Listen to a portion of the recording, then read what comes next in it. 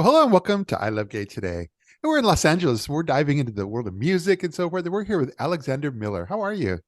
I'm well. Thank you for having me. Absolutely. I loved learning about some of what you're doing, but you also go by in the music world, Vattica, and you've got a kind of a whole background in music. But yeah, tell us a little bit about that. I mean, that's a whole long story. Vattica is used to be a band, and now I'm the only member left and a solo artist. The short version is me and my friends built a band up from the ground up and Yeah. like sold out clubs in Sunset Strip and got signed. And then the label sat on us, and we had to fight to get out of our contract. And Wow. during that long, like 2 year process. Everybody left for various reasons, and although we did walk with masters to our stuff and owing no money, Yeah. that killed all our buzz. So I started over again with new people, and we did like a little bit of touring, and then 2020 began, and so that those people left, and then it forced me to sort of stop for the first time since I started playing in bands, which is when it's longer than I haven't been, when I was 14, I think. So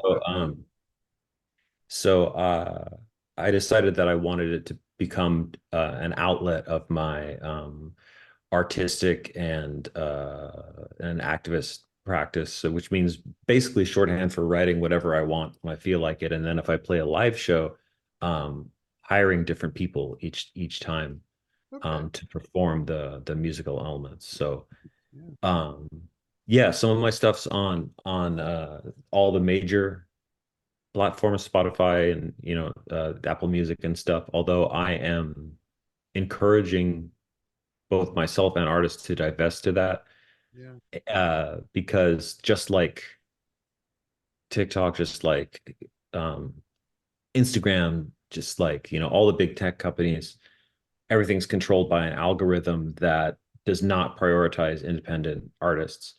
And so I'm actually strangely moving more analog, like not CDs out of the trunk of a car analog, but Yeah. like Yeah. I'm pivoting to Bandcamp, and all my new stuff is only available there. Wow. So that is the shortest version. That was really good, and because it allows us to segue easily because you're especially when you're looking at different ways of being able to bring your music out there. But you're producing a kind of a mini festival called Neuronite. Yeah. So I am a white, queer, neurodivergent, non-binary person, and my partner, Kai, was like, the world of rock and roll and the world of academia grants doesn't necessarily have to be separate. So she encouraged me to apply for this grant, which is distributed by community partners, and I actually got it. And so that is giving me the funds to be able to put on my idea, which is Neuronite, which is a mini music and sort of vendor crafts Yeah. festival, but centered around the needs of a neurodivergent community, which often intersects with the LGBTQIA2S plus community, the disabled community, BIPOC folks. Um, there are all these intersecting identities with neurodivergent, and none of them are prioritized at traditional music concerts. I've played so many shows, and both on and off stage, no one is thinking about, for example, I have obsessive compulsive disorder. So sharing a microphone with somebody else is my nightmare. And that was before we were in what is this, year 4 of the pandemic Yeah. continuing, right? So I just don't like swapping spit with people I don't know, let alone biological viruses. So, Yeah. but that no, you don't think about that if you don't have. I mean, I'm sure some people do, but the average sound dude at the Viper Room isn't thinking about that, right? So I was like, what if we create something that not only prioritizes but centers those communities front and center and build a space for them. So um, I've assembled a team of people, each one with their own specialty, that are working on uh, creating a completely neurodivergent friendly space. So if you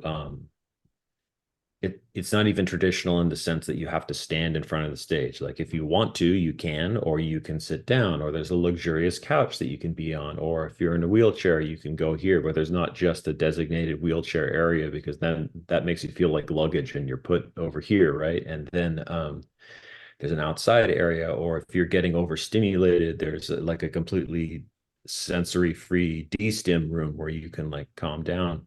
We've got some amazing artists. Me, no, I'm playing because I'm part of the grant, but we've got Frankie Simone, who is a Afro Latinx like pop, sort of like club pop, which is really cool. Yeah. And we just confirmed Alicia, who is a like 90s rocker type vibe. And we have one more artist that's still being confirmed. So it's going to be a really cool, fun, and affirming evening. We have super high COVID protocols. Everybody has to be masked the whole time, including the performers, unless they're on stage, and they're going to take COVID tests beforehand, so that someone singing directly at your face is safe. You can learn more about everything at neuronite.org. Yeah.